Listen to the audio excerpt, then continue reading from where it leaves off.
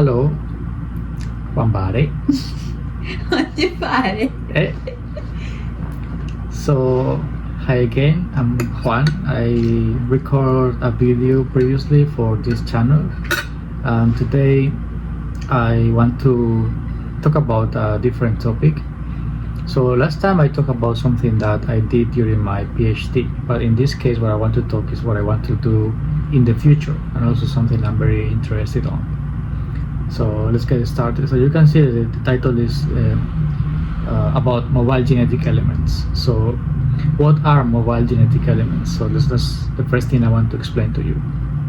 So regarding the organisms, every organism, like animals or bacteria or fungi or anything, all of them are comprised by genes. So the genes carry the genetic information that we rely on to encode proteins and every element that produces what we are. Okay.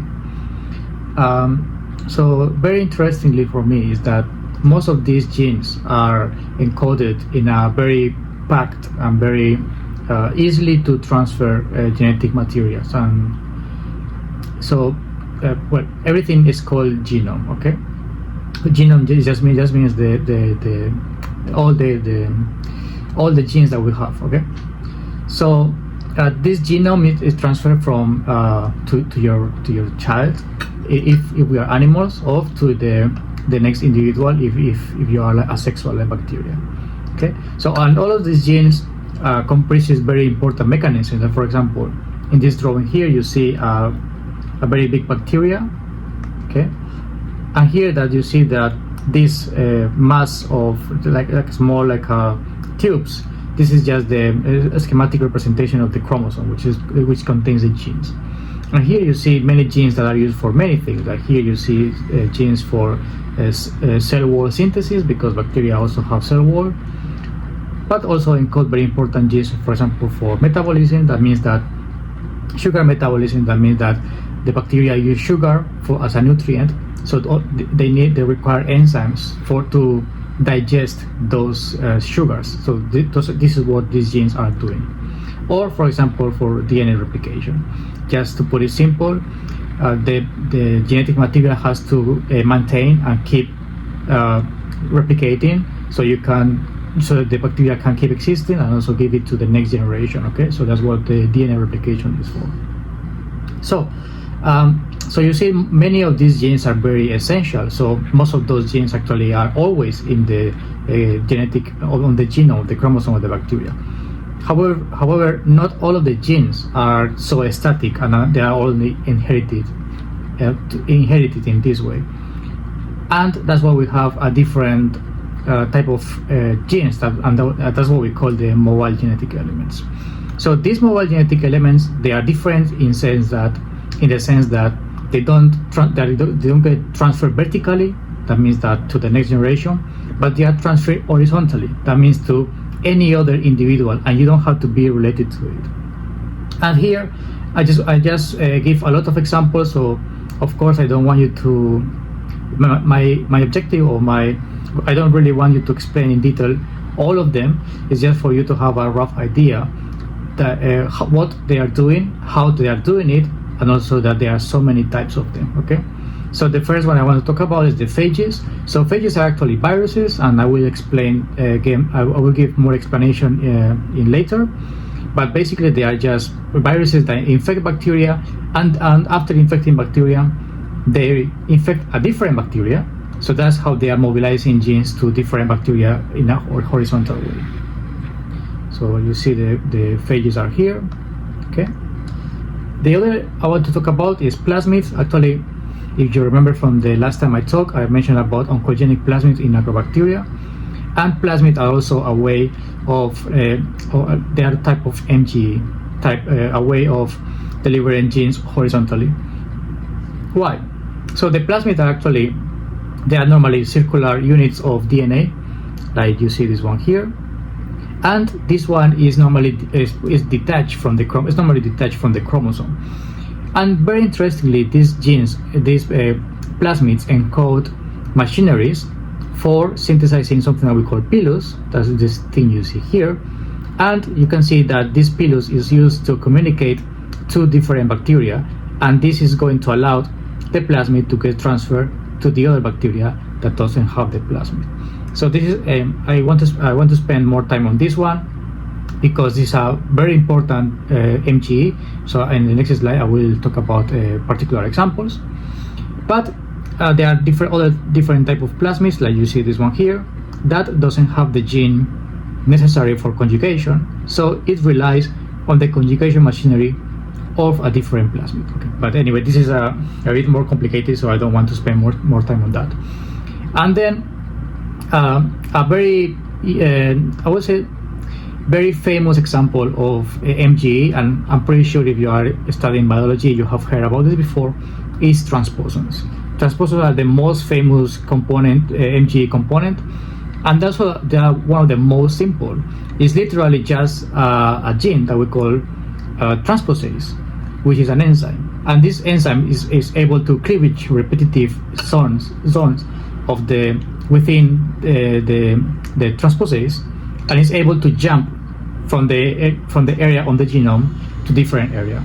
So here you see this green element here. So this is the transposase, and this transposase is very free to pretty much just cut itself and go to a different area of the genome within the same bacteria or to a different bacteria. So that's why these elements are so famous, because they are very easy to identify, and they're pretty much everywhere. And this is not just in bacteria; they are also present in our organisms. So that's why they are very well known. Okay, and the last element I want to talk about, but not in much detail, because honestly it's a bit difficult to explain, but it's also one of the elements I care the most for, because they are very cool, and they are called the ICEs. So this is short for integrative and conjugative element. So actually the name is very self-explanatory. Integrative is because they integrate in different parts of the genome, and conjugative because they also are able to form the pilus I mentioned before. So these are different from the plasmids that I explained before, in the way that the ICs are normally present integrated into the chromosome. Okay, they are not a different unit of DNA, and they are, as I mentioned, they are also able to create the pilus, the conjugation pilus, and be transferred to a different bacteria. Okay, so you can see that the diversity of the MGEs is very high, and also and all of them are doing very different things. So now what I want to highlight is examples on why it's important to study MGEs, because if I just explain this to you, I know that you're not going to have any idea why this is important. Okay, so let's start with the first example. So the first example I want to give is about plasmids. I mentioned before, plasmids are very important, very famous, very well studied, and for very good reasons. Okay, and the example I want to give here is a very extreme example and very important example as well, and it's about antibiotic resistance.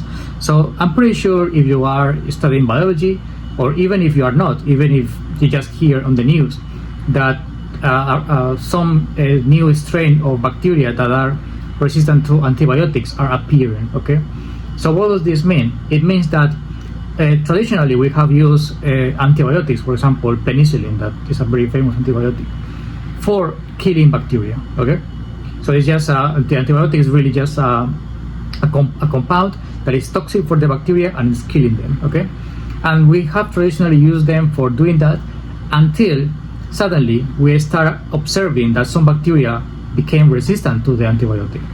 That means that this antibiotic is no longer effective against this bacteria, and we don't know why. Now, because we have so much more technology, we have more idea what's happening.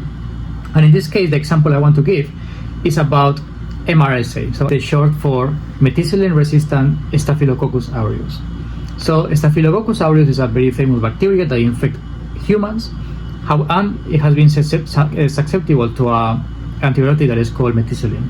However, and this antibiotic is very, very powerful. Okay. However, recently people have identified strains that are resistant to this antibiotic, and the way this resistance is happening is because the gene that confers resistance to this antibiotic, which is called MECA, this MECA gene is present on a plasmid, and these Staphylococcus aureus are starting to get the plasmid from other bacteria that has this plasmid.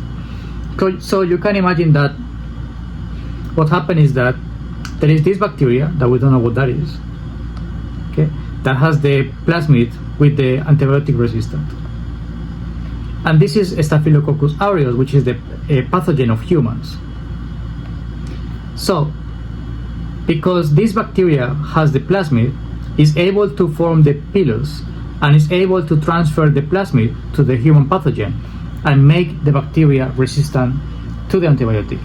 So this is actually awful, because now many people that are infected with the Staphylococcus aureus they cannot be cured because the bacteria cannot be killed.